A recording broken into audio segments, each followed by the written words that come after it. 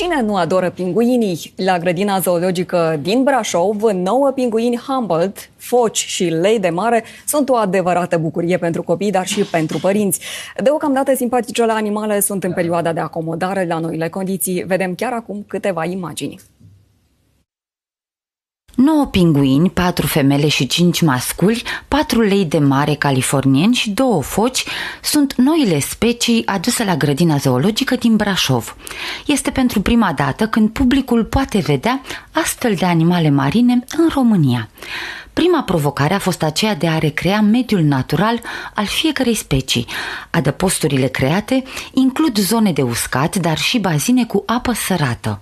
În acest moment, animalele sunt într-o perioadă de carantină, de observație și de acomodare la noul spațiu. Cei 9 pinguini din specia Humboldt au fost aduși de la o grădină zoologică din Franța.